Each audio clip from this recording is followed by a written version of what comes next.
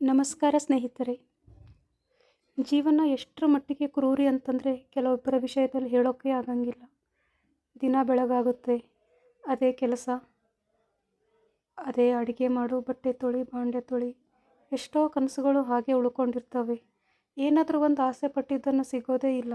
ಕೊನೆ ತನಕ ಅದರಲ್ಲಿನೇ ಒದ್ದಾಡಬೇಕು. ಏನು ಮಾಡಿದರೂ ಜೀವನದಲ್ಲಿ ಉದ್ಧಾರನೇ ಆಗೋದಿಲ್ಲ.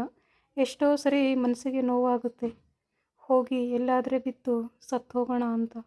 ಆದರೆ ಕೆಲವೊಮ್ಮೆ ಅನಿಸುತ್ತೆ, ಮನೆಯವರ ನೆನಪಾದಾಗೆಲ್ಲ ಯಾಕೆ ಸಾಯಬೇಕು, ಇನ್ನೂ ಜೀವನ ಇದೆ, ಏನಾದರೂ ಮಾಡೋಣ ಅಂತ ಒಂದು ಭರವಸೆ ಇರುತ್ತೆ.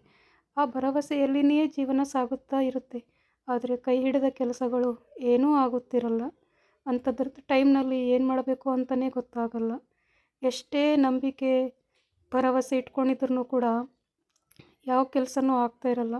ಏನಪ್ಪ ಇದು ಜೀವನ, ಇಷ್ಟೇನಾ, ಇಷ್ಟೊಂದು ಕೆಟ್ಟ ಹಣೆ ಬರಹನ, ಏನು ಆಸೆ ಪಟ್ಟಿದ್ವಂತ ತೊಗೊಳಕ್ಕಾಗಲ್ಲ, ಉಡೋಕ್ಕಾಗಲ್ಲ. ಯಾರಿಗಾದರೂ ಒಂದು 10 ರೂಪಾಯಿ ದಾನ ಮಾಡೋಣ ಅಂತಂದ್ರೂ ಸ್ವಂತಕ್ಕೆ ಗತಿ ಇರಲ್ಲ, ಇನ್ನೊಬ್ರಿಗೆ ಕೊಡೋಕ್ಕಾಗಂಗಿಲ್ಲ. ಎಲ್ಲೋ ಹೊರಗಡೆ ದೋಸ್ತರ ಜೊತೆ ಹೊರಗಡೆ ಹೋಗೋಕ್ಕಾಗಂಗಿಲ್ಲ, ಏನು ತಿನ್ನೋಕ್ಕಾಗಲ್ಲ. ಇಂಥದ್ದೇ ಜೀವನ ಬೇಸತ್ತು ಹೋಗಿದೆ.